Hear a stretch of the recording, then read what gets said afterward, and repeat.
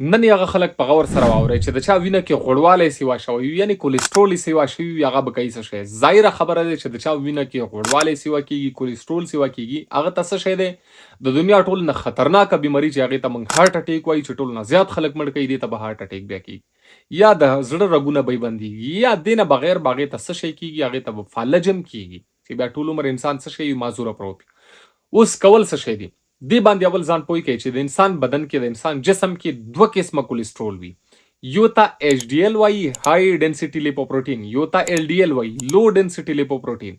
اوس دا ایچ ډي ال چې کوم دی دا ښه کولیسټرول دی، دا بدن کې انسان ته ضرورت وي. ولې چې کلم دا خراب کولیسټرول که کلم د انسان زړه کې رګونه په بندولي باندې کې، یا د زړه خطر وي، د زړه دورې خطر وي، یا د فلج خطر وي، دا ښه کولیسټرول چې کوم دی، چې کوم ته موږ ایچ ډي ال وایو، دا راشي د بیکاره کولیسټرول ځان سره راواخلي، نو څه شی وکړي؟ لیور ته واپس ودرېږي.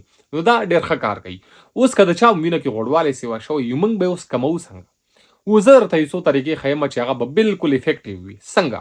ګوره، د یو ریسرچ مطابق که یو انسان دی هغه چېرته غټ دی، اوبیسټي دی، موټاپا دی د هغې بدن کې، نو که هغه چېرته خپل وزن، که هغه 80 کیلوګرامونه د هغه وزن سیوا دی، نو که 100 کیلو دی هغه، که چېرته هم هغه 10 کیلو هم وزن کم کو، نو دې څه شی وکړو؟ دې 50% د خپل ځان علاج وکړو. اول خبره څه شی دی؟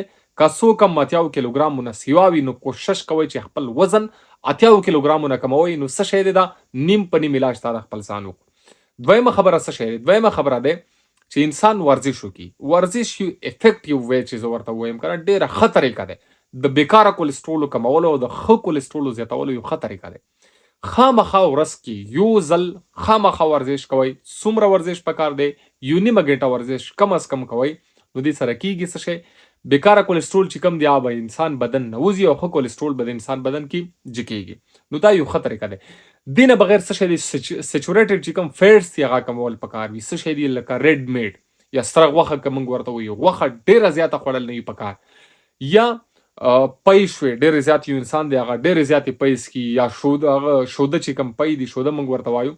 نو دا څیزونه چې کوم دي که نه، چې هغې کې غوړوالی وي، دې څیزونو نه پرهیز کول دي. لږ هغه څیزونه چې هغه غوړ وي هغې نه پرهیز کول پکار وي. د دې په ځای کول څه شی دي؟ که ته چېرته هم د دې په ځای باندې میوه دی یا سبزي خوري، د دې په ځای باندې د غوښې په ځای باندې سبزي خوري یا میوه خوري، نو دا کوي څه شی؟ چې د کم ښه کولیسټرول دی دا به ستا بدن کې زیاتېږي، او د بیکاره کولیسټرول چې کم دی دا به څه شی کېږي؟ ستا بدن کې کمیږي. یا دې نه بغیر اکثر داسې دي چې ګولیانې دي، لکه سټاټین شو. سټاټین داسې دي چې دا ډاکټر نه بغیر مه استعمالوي، ولې د دې نقصانات به ډېر زیات وي. خو سټاټین چې کوم دی، چې څومره هم دي، دا هم څه شی کوي؟ چې کوم بیکاره کولیسټرول دی هغه د انسان بدن کې کموي.